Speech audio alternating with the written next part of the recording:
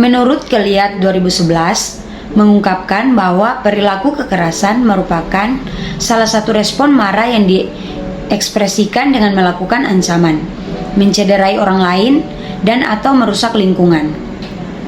Perilaku kekerasan dapat terjadi dalam dua bentuk, yaitu saat sedang berlangsung perilaku kekerasan atau riwayat perilaku kekerasan.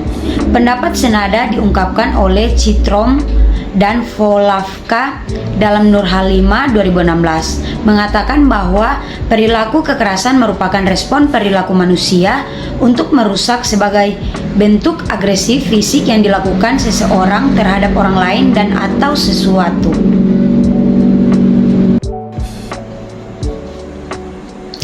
Faktor risiko menurut Nanda dalam Sujeto 2017 menyatakan faktor-faktor risiko dan risiko perilaku kekerasan terhadap diri sendiri, risk for self-directed violence, dan risiko perilaku kekerasan terhadap orang lain, risk for other directed violence.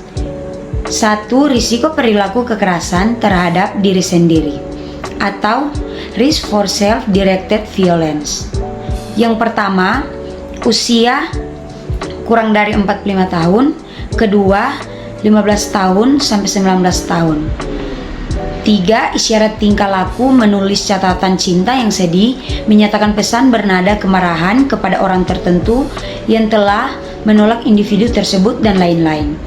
Keempat, konflik mengenai orientasi seksual.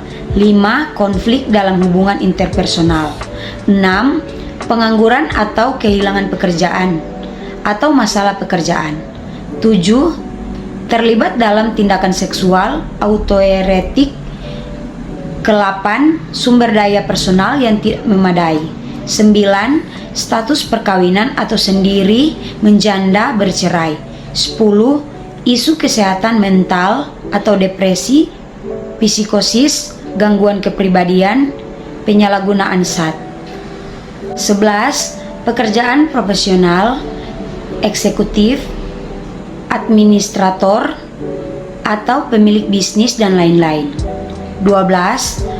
Pola kesulitan dalam keluarga atau riwayat bunuh diri, sesuatu yang bersifat kekerasan atau komplikatual. 13. Isu kesehatan fisik. 14. Gangguan psikologis. 15. Isolasi sosial. 16. Ide bunuh diri. 17. Rencana bunuh diri. 18. Riwayat upacara bunuh diri berulang. 19. Isyarat verbal atau membicarakan kematian, menanyakan tentang dosis, mematikan suatu obat, dan lain-lain. 2. Risiko perilaku kekerasan terhadap orang lain. Risk for other violence. Yang pertama, akses atau ketersediaan senjata. 2. Alterasi atau gangguan fungsi kognitif. 3. Perilaku kejam terhadap binatang.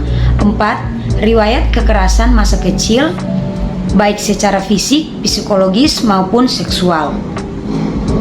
5. Riwayat penyalahgunaan zat. 6. Riwayat menyaksikan kekerasan dalam keluarga. 7. Impulsif.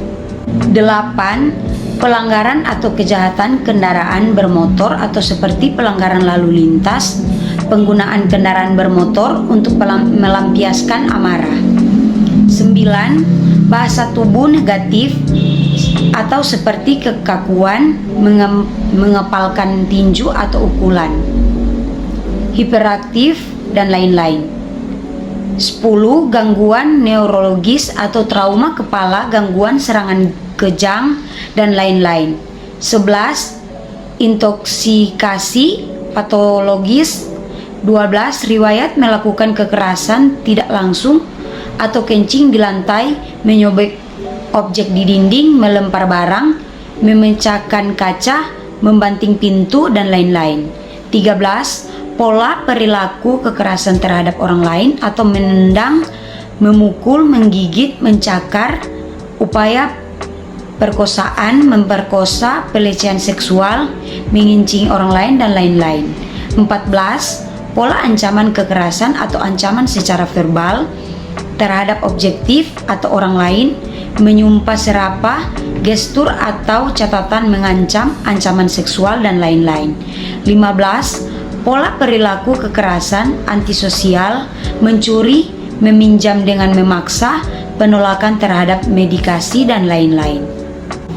Berikut adalah pencegahan untuk menghindari kekerasan dalam keluarga, yaitu yang pertama, mengamalkan ajaran agama, yang kedua, komunikasi, yang ketiga, pendidikan sejak dini, keempat, mediasi, kelima, penyuluhan tentang resiko kekerasan.